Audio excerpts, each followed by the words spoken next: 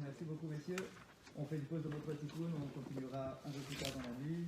Je voudrais souhaiter un grand bravo travail et remercier le Rav Lemel de nous honorer de sa présence. C'est que la vie est déjà bien chargée pour le Rav. Et merci beaucoup d'honorer notre communauté alors, pour votre présence et on vous donne tout de suite la parole. Merci beaucoup.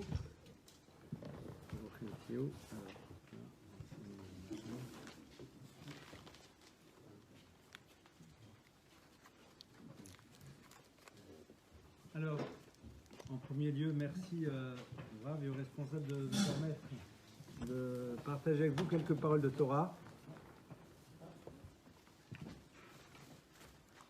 On est dans donc la fin de la fête de Sukkot. J'aimerais développer avec vous deux thèmes, si on en a la possibilité, peut-être un peu plus, et qui vont essayer de se rejoindre les uns avec les autres. Tout d'abord, on sait qu'on va conclure la lecture du Sefer Torah avec des psukim dans lesquels Moshe Rabbeinu bénit le clan d'Israël. Et puis, tout à la fin, eh bien, on nous décrit un petit peu qui a été le personnage de Moshe. On va nous dire, voilà, qui il a été. On nous parle de sa disparition, la Gemara pose la question, comment Moshe écrit-il sa propre mort? Il y a plusieurs versions. Une version qui dit qu'il écrit Bidmaot en pleurant, l'autre qui nous dit qu'il écrit une succession de lettres qui vont s'organiser par la suite et donner les mots qui racontent l'histoire. Mais le tout dernier verset de la Torah, donc, nous dit la chose suivante. On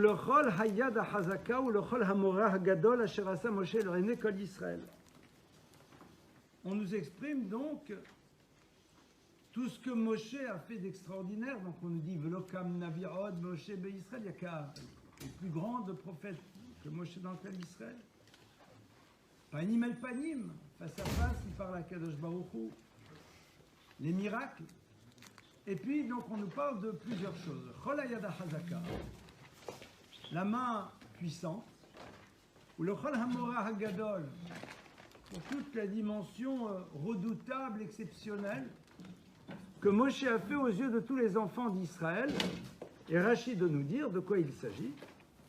Chol hayada hazaka, première chose, c'est Kibel et la Torah beluchot beyada. Il reçoit la Torah avec les luchot dans ses mains. Extraordinaire. On monte crescendo. Le Chol Hamorah Agadol, c'est quoi? Nissim ou Gvorot Shebamidbar Agadol Vanora, les miracles extraordinaires qui ont lieu dans ce Midbar, dans ce désert incroyable. Et alors maintenant, dernier mot, le Éné Kol Israël aux yeux de tous les enfants d'Israël. Alors là, c'est l'apothéose. Et brusquement, Rachid nous dit quelque chose qui est assez bouleversant. Il dit, c'est quoi cette chose fabuleuse, géniale, incroyable, qui va au-delà même du fait qu'il a reçu l'étape de la loi et qui fait tous les miracles du désert, c'est quoi? Regardons Rachid. Littéralement, son cœur l'a levé pour pouvoir briser les tables de la loi devant eux, comme le pasuk nous le dit. Biskimadat Akadosh Baruch Hu, Akadosh Baruch Hu a validé la chose et lui a dit Yoyasher Kochacha Sheshibarta, je te remercie, bravo de les avoir brisés. Alors, c'est vrai que c'est quelque chose quand même d'assez incroyable de nous décrire la finalité de Moshe comme étant celui qui brise les tables de la loi. Dans une de ces sikhot, le Rabbi fait remarquer quelque chose de très intéressant. Il y a marqué en effet ici le terme de Nesa Olibo, son cœur l'a amené à. Or, quand vous regardez Rashi dans Kitissa, lorsque la Torah nous relate l'événement et le choix, la décision que Moshe va prendre, pardonnez-moi, de les briser, on est ici dans une vraie démarche intellectuelle. Cher Rabbeinu, en effet, regardez, le Rashi là-bas donne une image très intéressante, c'est l'histoire d'une trahison, d'un couple qui s'est formé, d'une Torah qui serait la Ketouva, et d'une trahison que le clan d'Israël fait, et encore une infime partie du peuple. Et donc, quelque part, on fait sauter la Ketouva. C'est moins grave. Il n'y avait pas de mariage vraiment. Alors c'est une vraie réflexion. Or, Rashi nous parle de Nessa Olibo. Ce terme de Nessa Olibo, on le retrouve dans d'autres parachutes de la Torah, entre autres, au moment où on parle de l'érection du Mishkan. Lorsque les enfants d'Israël amènent les éléments nécessaires pour créer le Mishkan, on dit là-bas Kol Ish Asher Nessa Olibo, tout individu dont le cœur l'a amené à. C'est-à-dire, c'est l'expression d'un désir profond qui est au fond ce qu'on appellerait un acte d'amour. Un acte d'amour. Et en effet, la Torah conclut l'histoire de Moshe en nous définissant ce qu'a été sa relation avec le clan Israël. C'est quoi? C'est le renoncement total à ce qu'il aspirait pour pouvoir tenter de sauver le peuple juif. Parce que dites-moi, nous on connaît le texte. Nous on est au courant qu'en effet il va y avoir des deuxièmes louchot. Nous on a lu ça. Mais au moment où Moshe brise les tables, il n'est pas du tout au courant. À ce moment-là, la suite il ne la connaît pas. Et Moshe Rabbeinu le fait. Pourtant, lui, toute sa démarche, c'était justement d'amener à l'Ar Sinaï, sur le mont Sinaï, Ta'adou, c'est sur cette montagne que vous allez servir à Kadosh Baruch Hu, on va recevoir la Torah. Et Moshe Rabbeinu est capable de faire cet acte-là pour sauver le clan d'Israël. On a ici quelque chose qui est très intéressant. On a un texte qui est en train de nous dire qu'au fond, celui qui nous a permis de recevoir la Torah, sa caractéristique numéro 1, ça a été quoi? Un amour indéfectible pour son peuple. Et l'expression de cet amour, c'est quoi? C'est de se dire, je reçois Aluchot Maaseh Elokim Ema. Je reçois les Luchot. C'est vers cela que longtemps la Torah était, l'univers a été créé pour ça. Mais si je ne les brise pas, ben, le clan d'Israël disparaît. Akadosh Baruch Hu recréera une autre histoire, comme on va voir. Akadosh Baruch Hu peut recréer une histoire à partir d'autre chose. Mais Moshe Rabbeinu, il n'est pas prêt. Ça, c'est déjà un premier point très intéressant. Parce que Moshe Rabbeinu, au fond, c'est le prototype de celui qui va avoir à l'intérieur du clan d'Israël une responsabilité. Quelle est l'idée? La notion de responsabilité que Moshe a vis-à-vis du clan d'Israël, elle s'exprime à travers l'amour qu'il a vis-à-vis de ce peuple, qui fait que pour Moshe Rabbeinu, pour lui-même, il n'est que le vecteur d'une histoire. Lui-même en tant que tel ne représente rien. Il n'est là que par rapport à la fonction qui doit être la sienne, et c'est ce qu'il va mettre en place jusqu'au bout.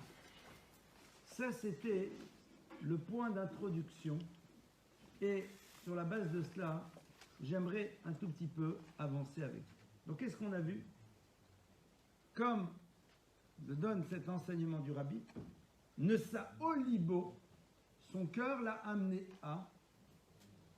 Et donc, c'est la raison pour laquelle la Torah dit, ben oui, l'acte le plus extraordinaire, c'est celui qui révèle l'amour que Moshe a vis-à-vis de son peuple. Ça veut dire que la Torah, elle tourne autour de ça. La Torah tourne autour de cet immense amour que l'on va éprouver vis-à-vis de notre peuple et vis-à-vis de tous ceux et de toutes celles vis-à-vis desquels on a une responsabilité. Très bien. Pourquoi j'avais envie de commencer par ça, d'abord parce que je trouve cet enseignement magnifique, et parce qu'il nous permet peut-être de mieux réfléchir et de penser de quelle manière on doit appréhender la relation au clan d'Israël. Et attention, Moshe Rabbeinu, il aurait pu faire quoi? Il aurait pu dire, écoutez, bande de schnock, pardonnez-moi l'expression, qu'est-ce que vous nous avez fait encore? Moi je viens, etc., je me bats pour vous, etc., etc., assumez. Comme on a l'habitude de faire. L'autre, il est dans une situation compliquée. Ben, fallait nous écouter. Tu m'as pas écouté, ben tant pis pour toi. On est prêt à aimer que les gens qui ont été bien à l'écoute de ce qu'on leur a dit et qui peut-être, malheureusement, ça n'a pas marché. Alors le pauvre. Moshe Rabbeinu, il renonce à son projet. Il renonce. Ça, c'est les derniers mots de la Torah. Et c'est pas pour rien qu'en effet, Chazal nous font remarquer que la dernière lettre, c'est un lamed, la première lettre de la Torah, c'est un bet, ce qui signifie le mot lève, qui est le cœur, l'amour. Que ça tourne autour de ça. Je pense que ça doit être un tout petit peu présent dans notre tête, parce qu'on a tous une responsabilité vis-à-vis d'un tiers. Un parent vis-à-vis d'un enfant, un maître vis-à-vis d'un élève, un ami vis-à-vis d'un ami. Pourquoi tu veux que je l'aide? Il n'a qu'à pas se mettre dans la galère. Non seulement tu l'aides, et tu renonces. Moshe a renoncé. Dieu Yacher Korach, ne sa olivo, c'est son cœur. Néanmoins, on va voir que l'expression de l'amour que Moshe a vis-à-vis du peuple va l'amener à mettre de côté complètement aussi l'image que le peuple aura de lui lorsqu'il va disparaître. Généralement, quand quelqu'un qui dirige sent que sa fin est proche, qu'il arrive 90, 95, 100, enfin voilà, Moshe il a 120 ans, bon, ben à ce moment-là, il décide de laisser une trace impérissable de sa venue au pouvoir, et que je te fais des trucs pour les... Je sais pas, enfin, on fait un truc bien, quoi. D'accord, on finit sur quelque chose de bien. Moshe Rabbeinu, les derniers discours, le discours du président, voilà, j'étais heureux avec vous, ta. Moshe Rabbeinu, d'un côté, on voit son amour immense, et l'expression de son amour, elle passe par le fait qu'il ne se préoccupe pas du tout de l'image que l'on aura de lui dans l'histoire. Ce n'est pas son sujet. Moshe Rabbeinu n'est pas un homme politique, n'est pas un dirigeant qui se préoccupe de sa réélection ou de savoir quelle image il va laisser. Moshe Rabbeinu va dire au clan d'Israël ce qu'il a besoin d'entendre avant de partir. Et c'est, si vous le voulez bien, sur ces notions-là que je voudrais essayer de réfléchir avec vous. Mais pour y arriver, on va d'abord faire, si ça ne vous dérange pas, un petit détour. Lorsque la Torah nous décrit la disparition de Moshe Rabbeinu, elle va nous dire la chose suivante. Perek 34, Pasuk 1, Va ya'al Moshe me'arvot Moav el Arnevo, et Moshe est monté. Me'arvot Moav, de Arvot Moav jusqu'au Mont Nevo, intéressant. Et Rachid de nous dire, au nom de la Gemara dans ce tas, Kama Ma'alot Ayou, il y avait un certain nombre de marches, et la Gemara nous dit là-bas qu'il y en avait 12. Ou Pas'an, Moshe bipsia achat, et Moshe les a gravis en un seul pas. Précision a priori totalement inutile. Il y a à la fois sur le nombre de marches et à la fois sur le fait que Moshe les gravit en un seul pas. Alors évidemment, quand Chazal nous donne ce genre de choses, c'est qu'ils sont en train d'attirer notre attention sur une notion qui est beaucoup plus fondamentale. C'est toujours la grande base de l'étude. Quand on est dans un moment d'étude et que l'on se confronte à quelque chose d'incompréhensible, on a deux options. Soit de dire ça veut rien dire, soit de se dire, ça peut vouloir dire quelque chose. Et généralement, et pas généralement, systématiquement, ça veut nous dire quelque chose. Le Maharal va essayer d'ouvrir la porte suivante. 12. Vous vous rappelez du moment dans lequel Moshe Rabbeinu, on pense qu'il a disparu. Et le clan d'Israël parle de lui comme si, au fond, ça y est, Moshe, son histoire s'arrête. C'est le moment où Moshe était monté recevoir justement ces fameuses tables. Et qu'on est au bout de ces 40 jours avec un faux calcul, et ils disent, ça y est, Moshe n'est plus là. Et qu'est-ce que le verset nous dit sur place? Le verset nous dit, qui zé Moshe Ha'ish, car zé, celui-là, Moshe Ha'ish, Moshe l'homme, lo yadanu me'ayalon, on ne sait pas ce qui s'est passé avec lui. Et là, évidemment, il y a un mot qui est en trop, qui même alourdit la phrase. C'est le mot zé. Zé, d'ailleurs, ne désigne pas un individu. Zé, c'est zé, cette chose-là, cette chose-là, cette chose-là. Le texte aurait dû dire Ki Moshe Ha'ish, Ki Moshe, Bichlal, car Moshe lo yadanu.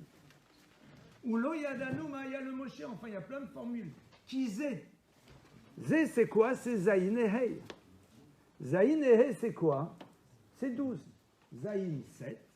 Hey, 5. Et si vous le voulez bien, on va faire une petite promenade à travers ce que le Maharal nous dit. Le Maharal va nous faire remarquer aussi que Moshe Rabbeinu va émerger dans un lieu particulier qui est l'univers de l'eau. Moshe Rabbeinu, en effet, s'appelle Moshe Kimin Hammaïm Meshitiu, car on l'a sorti de l'eau. Le début de sa mission commence à travers une rencontre qui a lieu avec le Sné, dans ce fameux buisson ardent, Hasné, le buisson, Hey 5, Samer 60, Nun 50, Hey 5, ce qui nous fait 120, c'est-à-dire 10 fois 12. Moshe lui-même, même 40, vous allez prendre la Gematria Aktana, c'est-à-dire le 4. Le Shin, 300, vous allez prendre le 3. Le Hey, le 5, ça va vous faire de nouveau 12. Donc Moshe, en Gematria Aktana, fait 12. Moshe arrive au Sné. Le Sné, c'est 120. Moshe est celui qui va vivre 120 ans. Et on va retrouver au moment où Akadosh Baruch Hu décide que l'humanité va continuer, il va dire Beshagam ou Bassar. Le terme de Beshagam a la même valeur numérique que Moshe. Et le Shagam a aussi en Gematria Aktana fait 12 de nouveau. Il y a encore d'autres endroits où on va retrouver ça. Mais on ne va pas trop développer, ce n'est pas un chiour de Gematriot. Zé, c'est quoi? Zé, c'est le mot qui désigne quelque chose. Zé Hadavar, cette chose-là. Mon cher Rabbeinu est celui qui émerge à partir de quoi? À partir de l'eau. Le Ari Akadosh explique et nous dit que Moshe Rabbeinu, c'est le Gilgul de Hevel. Hevel, c'est qui? C'est le frère de Caïn. Et Moshe, c'est son Gilgul. Pourquoi? Dans le monde existent deux notions. Ces notions-là, sont celles que l'on appelle Chomer Vetsura, c'est-à-dire le monde de la matière et le monde de la forme. Le monde de la matière, c'est quoi? C'est le matériau. Nous avons ici une table. Ce matériau était du bois. Si elle est en bois, j'en sais rien. Il y a un moment, on lui a donné une forme. Tout chomer, tout matériau, va avoir une forme. Seulement, il existe deux matériaux primitifs qui n'ont jamais de forme. Ces deux matériaux, c'est quoi? C'est l'eau et l'air. L'eau, en effet, prenez de l'eau, elle n'a jamais de forme. Le bois, au début, avait une forme. Et puis après, on lui a donné une autre forme. La terre avait une forme, les éléments ont déjà une forme, ils ont déjà une soura, et on va intervenir pour leur donner à ce moment-là une forme. Par contre, nous avons d'un côté l'eau qui n'a aucune forme et qui prend la forme du contenant dans lequel elle se trouve. Et de la même manière, l'air n'a aucune forme et l'air prend la forme du lieu dans lequel il se trouve. Et dit le Maharal, en effet, nous avons ici la notion du Chomer Belotsura, et toute la fonction de Moshe Rabbeinu, ça va être justement de donner une tsura, une forme à la totalité du matériau présent dans l'univers à travers le monde des mitzvot. Le monde des mitzvot, c'est celui qui est là pour nous amener à donner une forme à la totalité du matériau qui est présent à l'intérieur de l'univers. On a, comme on l'a vu, Maïm, on a aussi Hevel. Hevel, c'est le souffle, et c'est pas pour rien que l'Ari dit que Moshe, c'est justement le Gilgul de Hevel, parce qu'il est celui qui va devoir permettre à ce que la totalité du Chomer ait une Tsura. Ça, c'est en effet cette notion-là du Zé. Qui Zé Moshe Haïsh. Moshe est celui qui dit cette chose, c'est-à-dire qui nous interroge sur la fonction que doit remplir chaque élément et quelle est la forme que l'on doit donner à la totalité de la matière. Ok.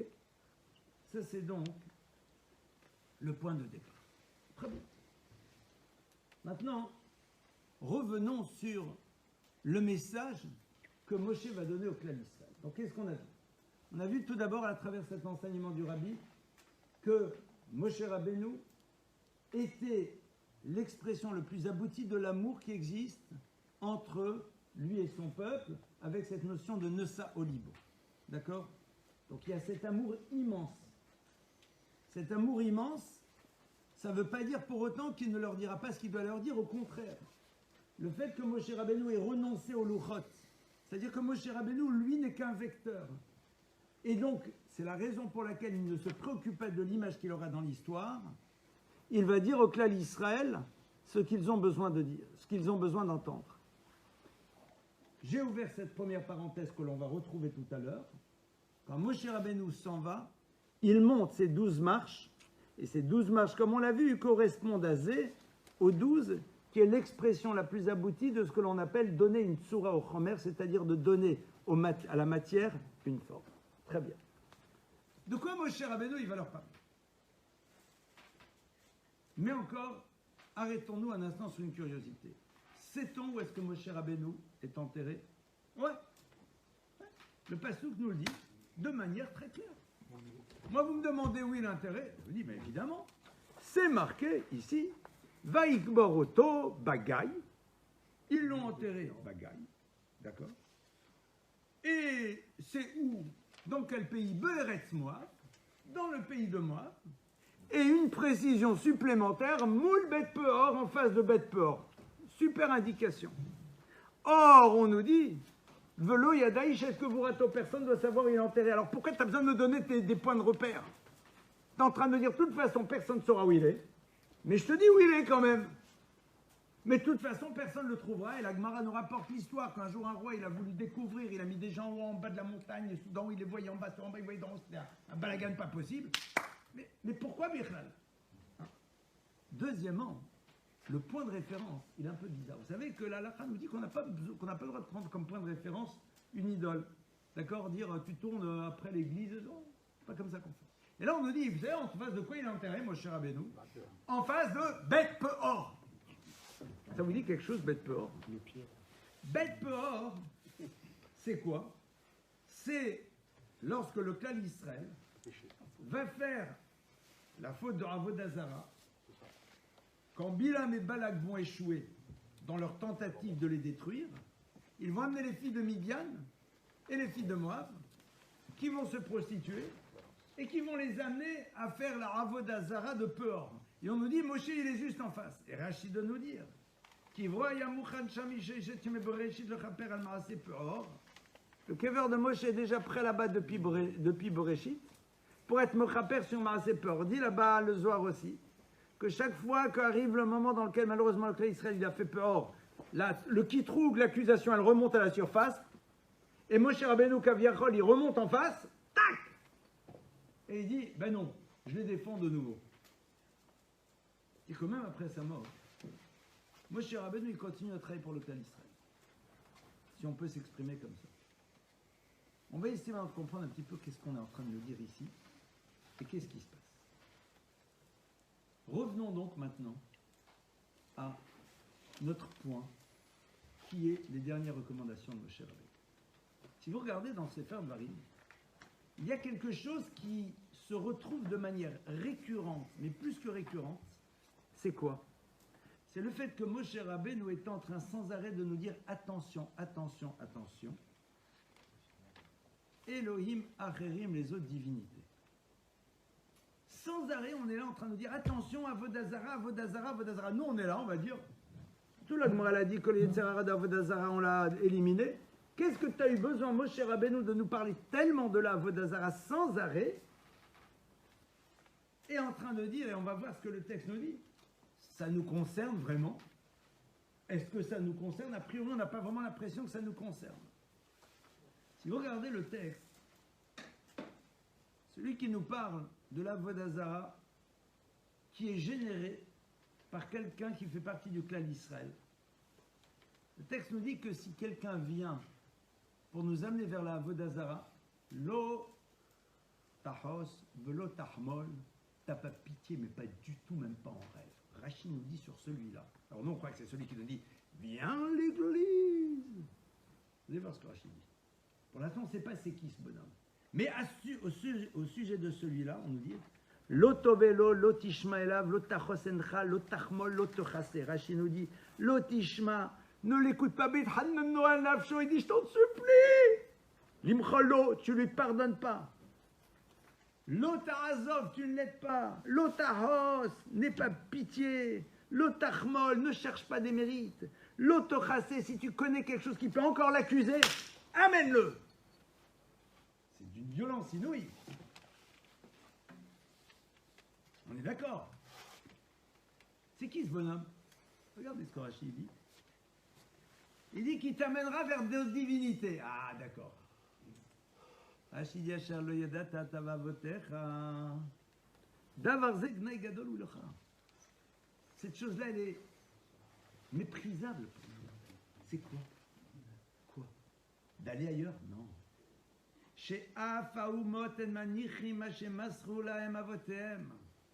Les nations du monde ne mettent pas de côté ce qu'on leur a transmis. Et celui-là, il te dit, mets de côté ce qu'on t'a transmis. Il ne te parle pas encore d'aller te promener dans les autres avodot zorot. Moshe Rabbeinu, il dit, celui-là, le tachos, c'est celui qui dit circuler, il n'y a rien à voir. Là-dedans, il n'y a rien à voir. Alors, s'il n'y a rien à voir, alors on va aller voir ailleurs. Il y a marqué comme ça dans la Gemara elle cite un passage qui a marqué Vayavo Elisha Damas. Elisha est arrivé à Damas. Qu'est-ce qu'il partait faire, Elisha? La Gemara là-bas, elle dit le Harzir Gehazi, il est parti à Damas pour récupérer Gehazi. Gehazi, c'était un génie. Mais Gehazi, il a très mal tourné. Et quand il va le voir à Damas, Elisha lui dit Chazor becha, reviens à l'intérieur de toi, reviens, je t'en supplie. Quelqu'un de moi, il n'est pas là en disant il a fait des bêtises qu'il les assume. Non, comme on l'a vu. Chazor becha. Et Gehazi lui a dit Kar mekubalni, c'est comme ça que j'ai reçu l'enseignement. Chote ou marti, celui qui faute et qui fait fauter des autres, celui-là, il n'y a aucun espoir. Il dit, tu me demandes, mais il dit, mais moi, je n'ai pas juste fauté, j'ai fait fauter les autres. La Gemara dit là-bas, qu'est-ce qu'il a fait? Il y a 3 versions. Les 2 premières versions, il a fait de la manipulation sur des histoires d'idoles pour l'amener les gens à y croire. Il les a suspendus, il leur a fait dire des choses en mettant des schémotes. 3e version, et c'est celle que l'on retient. Quoi de pire que d'avoir amené des gens à croire que les idoles étaient des vraies divinités? Dit la Gemara, Gehazi, il va devant le Beth Midrash et il ne rentre pas dedans. Et Gehazi, il est à la porte du Beth Midrash. Et comme Gehazi, c'est un génie, c'est un intellectuel, on aurait dit aujourd'hui, il n'y a rien à faire dans ces yeshivot. Alors personne n'y va. Là, moi, dit c'est ça grave. Et Gehazi, il dit, j'ai fait ça, je ne peux pas revenir. J'ai créé chez les gens l'idée que circuler, il n'y a rien à voir. Cette Gemara est bouleversante. Parce que nous, on aurait dit, il les a amenés faire la Vodazara, il a créé le machin, alors là, waouh, shalom. Il a dit, ben non, vous savez, pas si intelligent ce qu'ils ont à dire là-bas les rabbins. La Gemara, philosophie. Rashi. Lotachos velotachmol alav. Sur qui? Gnai gadolu. Chez Afaumot. Il est là en train de dire Azov abandonne. Mais pourquoi il le fait? Parce qu'il a une stratégie, il a une manière de le faire. Ça, c'est le point de départ. Et Béhémet, ce Rashi et cette Gemara, ils sont mamash à méditer. Parce que quand Moshe Rabbeinu, il dit au clan Israël, attention, et que Moshe Rabbeinu, comme on le voit, il n'est pas comme le père Fouettard, il est celui qui a un amour extraordinaire, comme on a vu cet enseignement au début. Il renonce à tout, à son histoire, il ne sait pas si y aura de l'Ochatashniot, il ne sait rien. Il brise, on les sauve. Et qui on sauve les combien de milliers qui ont fait le Chet HaEgel? Mais même ceux-là, on ne les lâche pas. Moshe Rabbeinu, donc il y a cet amour immense. Il dit au clan d'Israël, attention. Attention au danger. Voici la chose sur laquelle je vous dis, faites très attention. Et c'est très intéressant parce que c'est de manière très concrète.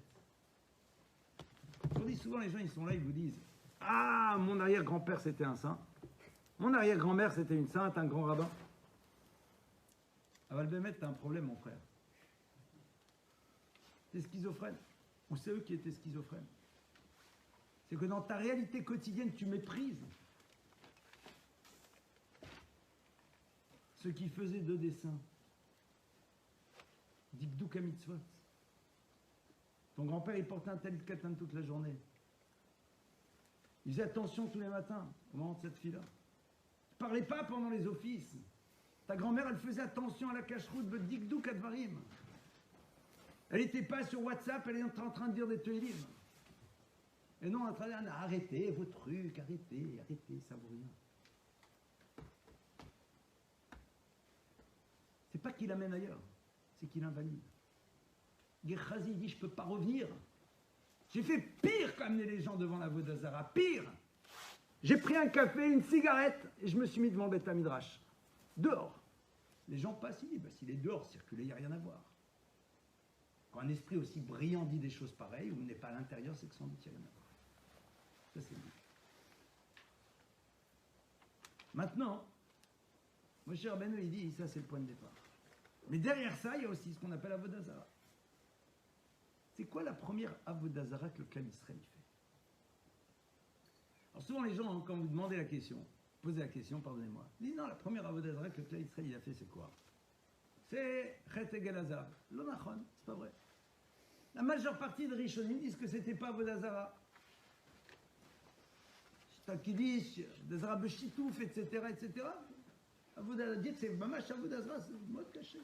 Qui m'a aucun des Rishonim disent qu'ils ont fait Avodazara. Par contre, là où ils en font une, que moi je sais de sarir comme il faut, malheureusement, ça c'est Balpeur. Balpeur, c'est quand même assez incroyable. Parce que le passou qui nous dit Vaïtzmedou, Bnei Israël, le Balpeur, et dit Rashi sur Pal, Vaïtzmedou, Kitzmit Ptil, Vaïtzmedou, ils ont accroché au Balpeur. Ils l'avaient dans le sang, comme on aurait dit aujourd'hui. Ils ont accroché au Balpeur. Alors non, là on est en train de vous dire, attention, on est où là? On est dans le désert. On est dans le désert, on est d'accord.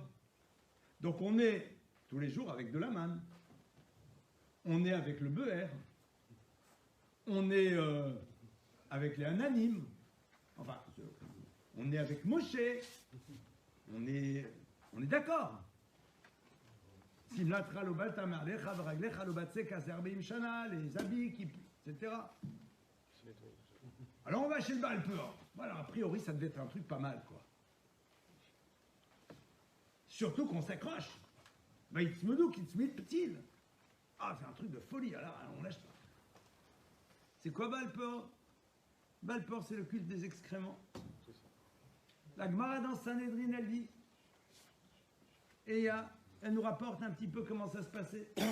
La Gemara nous raconte qu'une fois, il y a une femme comme ça qui est venue, elle est venue devant le Baal Peor, elle a fait ses besoins devant, et après elle s'est essuyée sur l'idole elle-même. Et les Kohanim, les prêtres, ils la regardent, ils disent, waouh! Alors là, vraiment, Guinness des records. Vous l'avez servi, mais alors on n'aurait jamais imaginé un truc pareil, kol hakavod, exceptionnel. C'est vers ça que le clan Israël se tourne. Qu'est-ce qui se passe? Moshe Rabbeinu, il est en face du Baal Peor, ça veut dire qu'il y a quelque chose qui se joue et qui va être constant dans l'histoire. Moshe Rabbeinu, il dit, parce que je vous aime, clan Israël, je vous dis attention, voilà les choses sur lesquelles il va falloir faire attention. Premièrement, point de départ de la Avodah Zarah, comme on vient de voir. Et ce Rashi Behemet, il est bouleversant. Il est bouleversant. Gnaihu, manichim. On invalide.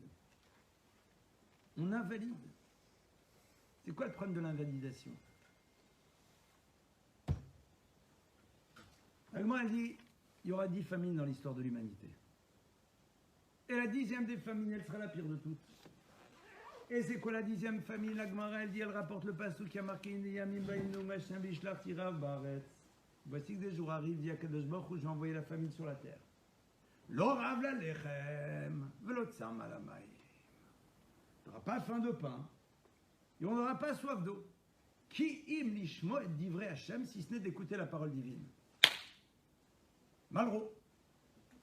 Le 21e siècle sera spirituel ou ne sera pas. On sera assoiffé et affamé de spiritualité. Alors le Poyam Yitcherov, il pose la question suivante. Le Poyam Yitcherov, il vient, il pose la question, mais je ne comprends pas, c'est pas une klala, c'est une bracha. C'est extraordinaire. On dit que tout le monde aura de quoi manger, ce qui est vrai, toute l'humanité peut se nourrir dans l'absolu.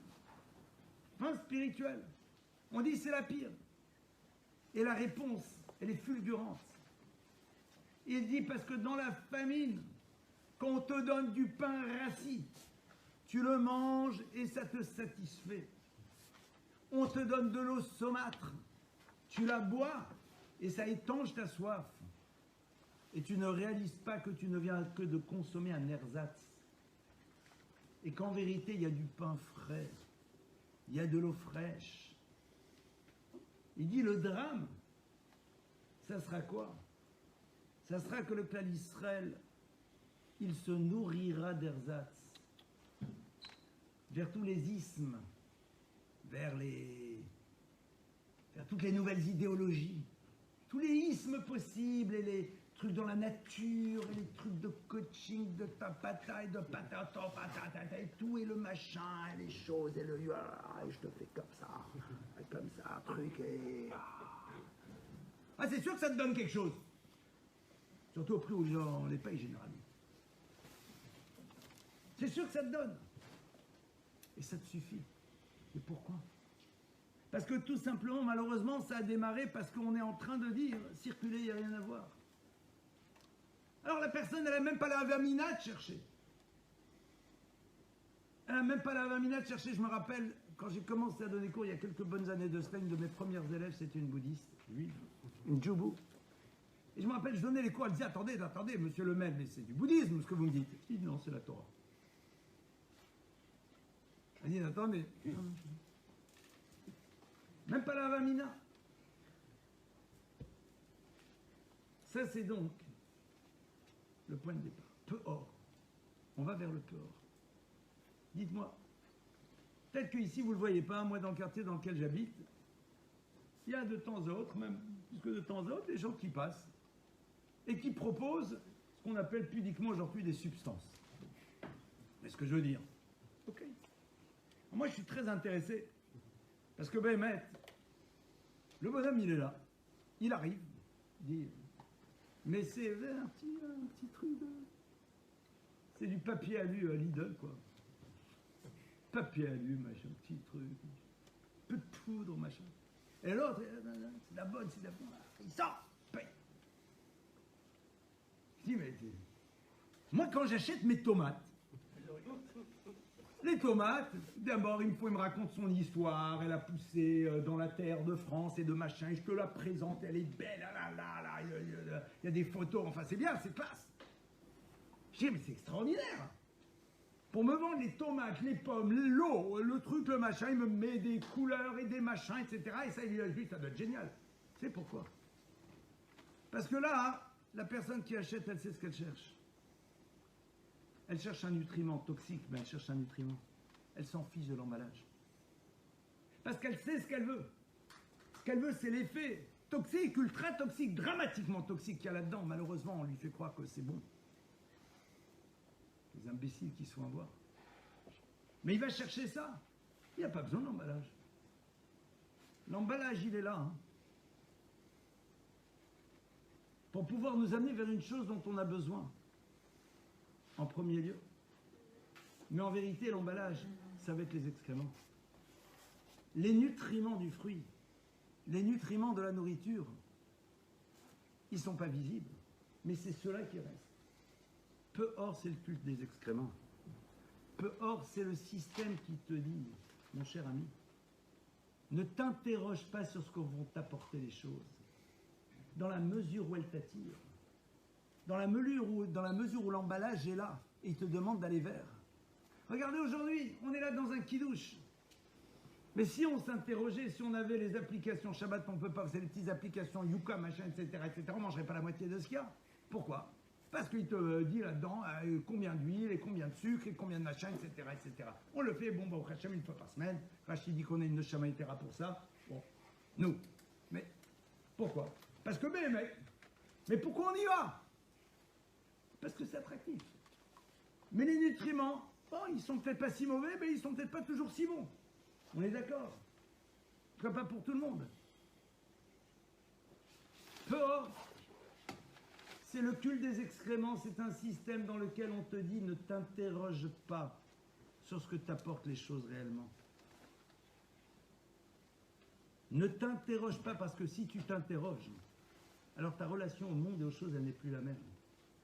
C'est quoi les nutriments de ce film? Je parle même pas de religion, Chazve Shalom, Assour, la perte de temps. Perte de temps malheureusement qu'on a avec ce genre de choses. Même pas ça. Qu'est-ce que ça va m'apporter? Quelle image je vais avoir de la vie une fois que je l'aurai vu? C'est quoi les nutriments qu'il va me donner? Ah mais il est super! C'est comme quand vous allez à la cueillette aux champignons. Je ne sais pas si vous avez déjà fait, moi j'ai fait quand j'étais jeune. Je suis toujours jeune, mais un peu moins. Les champignons, vous avez les cèpes, les girolles, les machins, les bolets, on est très sympa. Il faut vérifier parce que parfois il y a des petits becs. Par contre, il y en a un de folie exceptionnelle. Celui-là, on n'a qu'une envie, c'est de le cueillir et de le manger. Ça s'appelle de l'amanite phalloïde. L'amanite phalloïde, alors un champignon exceptionnellement beau. Tout rouge, bien rouge, des petits points blancs, etc. On le mange, 2 heures après, on est chez le médecin, 2 heures après à l'hôpital, et 2 heures après, on ne sait pas où on est. Il est d'une toxicité rare, mais il est très attractif. On voit que si on connaît la toxicité, on est capable de résister. Donc là, l'Israël, il va vers Peur. Pourquoi? Pourquoi est-ce qu'on va vers Peur? Pourquoi est-ce qu'on va vers le culte des excréments? Qu'est-ce qu'on cherche là-dedans? Peur, en vérité, c'est autre chose. Peur, c'est les mêmes lettres qu'un autre mot qui est le mot Oref. Oref, c'est quoi? C'est la nuque. Oref, c'est la nuque. Peur, c'est Oref, c'est la nuque. Au passage, on a grandi en Égypte face à quelqu'un qui s'appelait Paro, et Paro, c'est aussi Oref, c'est la nuque. Vous savez que dans les mariages, c'est marqué comme ça, que le khatan, il doit recouvrir le visage de la kala, ça s'appelle Hinouma. Ça fait partie du processus, il faut qu'il y ait des dîmes, il faut qu'il y ait des témoins. Il faut qu'ils reconnaissent, est-ce que c'est Rachel ou est-ce que c'est Léa? Alors maintenant, on fait ça très romantique, la cale, elle arrive, et la regarde, et les yeux dans les yeux. Maintenant. Faisons-nous plaisir. Maintenant, moi, je m'imagine une histoire comme ça. Le khatan, il est là, il est arrivé, le costume 3 pièces, le machin, le smoking, là, il attend, là, très ému. Et il y a un problème technique, c'est que la cale, elle arrive, mais un petit problème, elle n'a pas réussi à enclencher la marche avant, elle est en marche arrière, elle arrive en arrière. Elle arrive en arrière, c'est-à-dire il voit pas sa tête, il voit sa nuque. Donc il voit, ça a l'air d'être une dame, d'accord, machin, la robe, etc. Il y a une tête, donc c'est un être humain, d'accord. Et il arrive, et hop, il recouvre, quoi? Ben l'arrière. Il est très mal, surtout s'il la recouvre avec les chassidim, généralement ils mettent un truc complètement opaque, après vous c'est au Waze, d'accord. Waze, c'est les deux beaux-parents qui vous tiennent, d'accord, vous ne voyez plus rien. C'est peut-être Léa. Donc il va lui demander de se remettre en marche avant. Pourquoi? Pour voir le visage. Visage en hébreu, vous le savez, ça se dit panim, et panim c'est pnim, et pnim c'est son intériorité, agave. C'est intéressant d'apprendre ça aux garçons. C'est que s'il recouvre le visage de la Kala, entre autres, une des symboliques, c'est de dire la raison essentielle pour laquelle il a choisi, c'est pour ce que représente le visage, c'est-à-dire son intériorité. Ce qui est en dessous, c'est pas le sujet.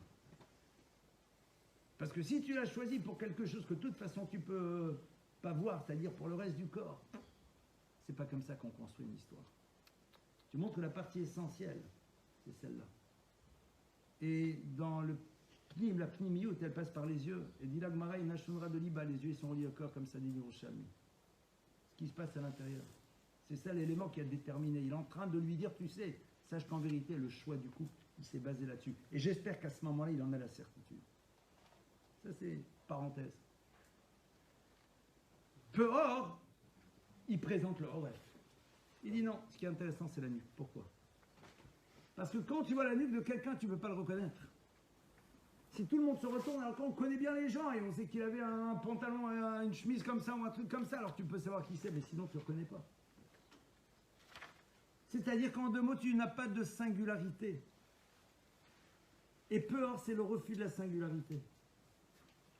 Peur, c'est celui qui dit t'interroger sur ta singularité collective ou individuelle, c'est te poser la question de ta responsabilité. Aucun intérêt. Aucun intérêt. Aucun intérêt. Nous, en tant que peuple juif, on a une double singularité. On a la singularité d'être juif. Et être juif, ça veut dire être un peuple particulier, qu'on le veuille ou pas. Et Rabbi Yehuda Levi, dans le Kuzari, il explique, il dit, il y a 5 dimensions dans le monde, il n'y en a pas 4. Il y a Domem, Tzomeach, Chai, Medaber, Israël. Domem, c'est l'inanimé, le minéral. Tzomeach, c'est le végétal. Le Chai, c'est le vivant. Le Medaber, c'est le parlant, c'est l'humain. Au-dessus, il y a le clan Israël. Et Israël, c'est une particularité, qu'on le veuille ou pas. Et ceux qui l'oublient, les nations du monde nous le rappellent. Ne l'oublions jamais. Pour celui qui pense qu'il n'y a pas de singularité juive, il n'a qu'à ouvrir les... Qui ne les ouvre pas d'ailleurs, ça ne sert à rien, on perd trop de temps, il n'a qu'à ouvrir le journal. Si tu as oublié qu'il y a une singularité juive, alors ouvre le journal et tu vas le voir tout de suite que tu as une singularité juive. Tu la vois. Dans la manière dont on te voit, dans les nations du monde. D'un côté on a besoin de toi, de l'autre côté on te vilipende et on te met de côté, ils sont complètement fous. La singularité juive, on la connaît. Et la singularité. Qui dit singularité dit responsabilité. C'est le zé de Moshe. Qui zé Moshe, zé.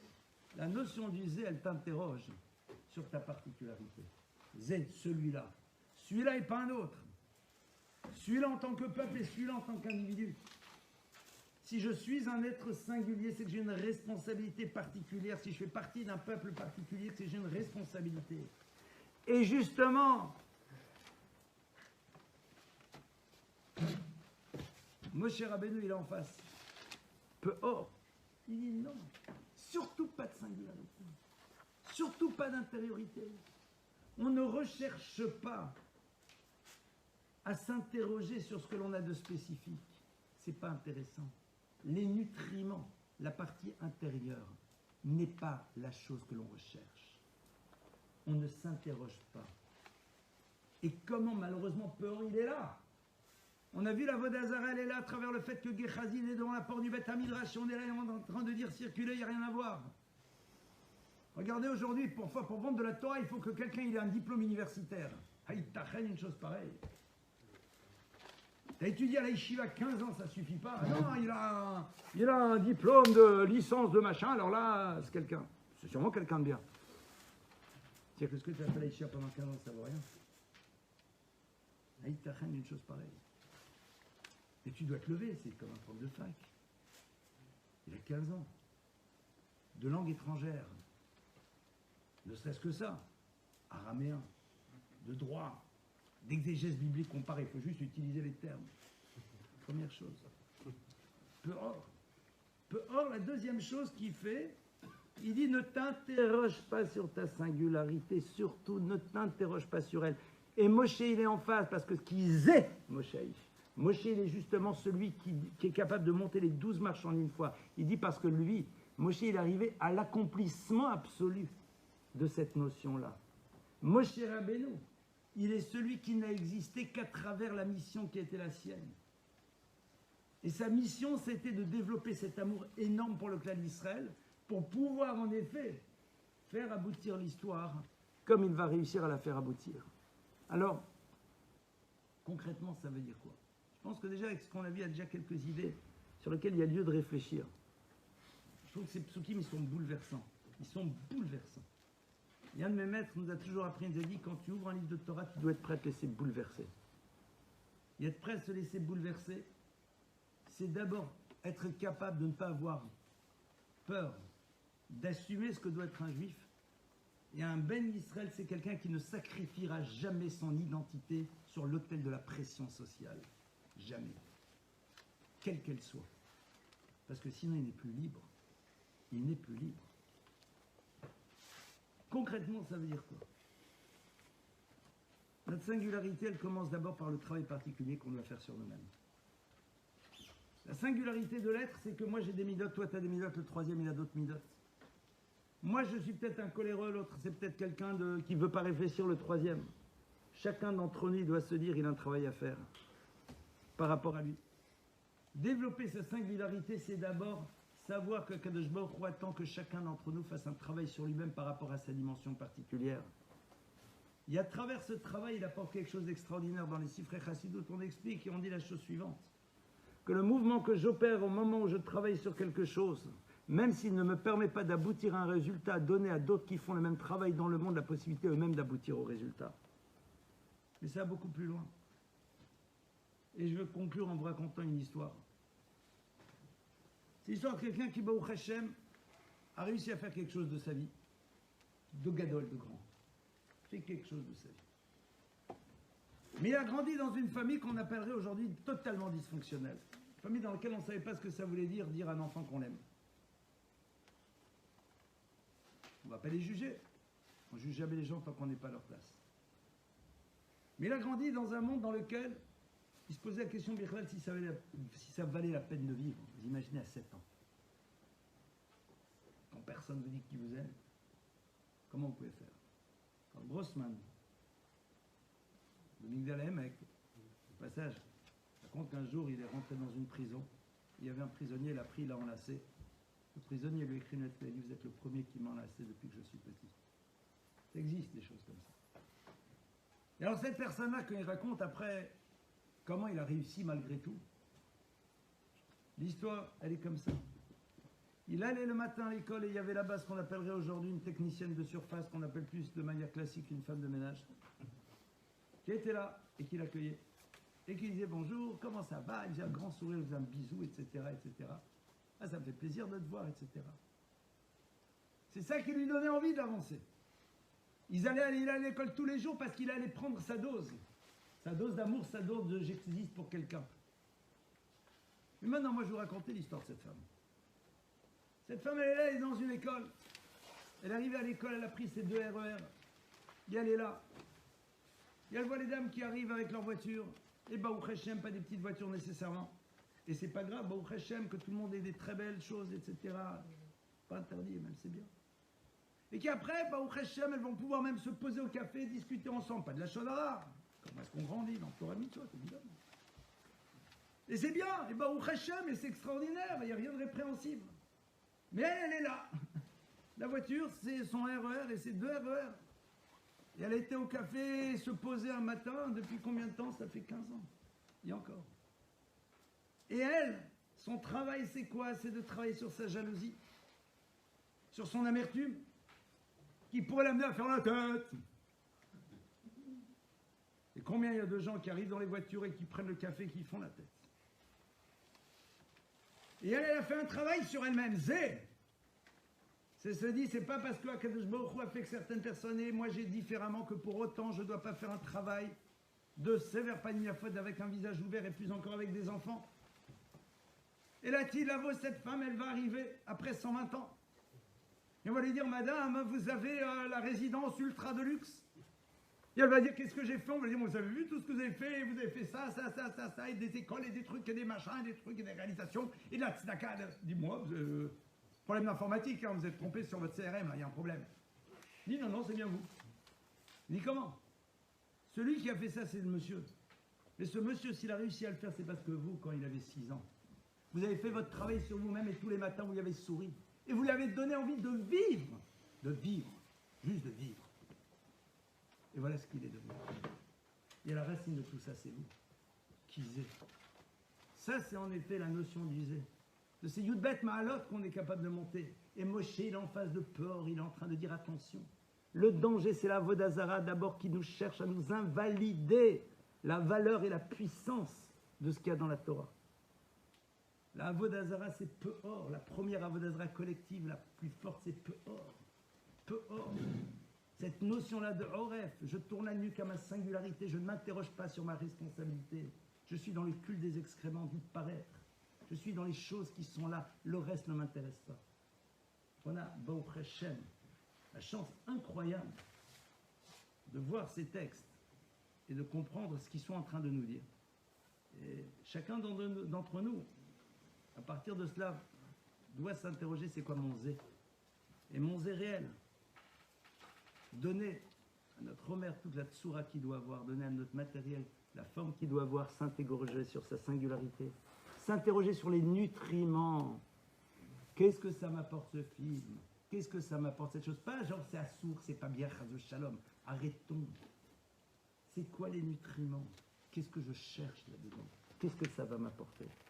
Ah, parfois on sait que ça m'apportera rien et j'y vais quand même. Baruch Hashem Mazal Tov, bienvenue au club des gens normaux. Parce que si, quand on savait que ça marchait tout de suite, on serait des malachim. C'est nos batailles, c'est nos hauts, c'est nos bas, c'est nos avancées.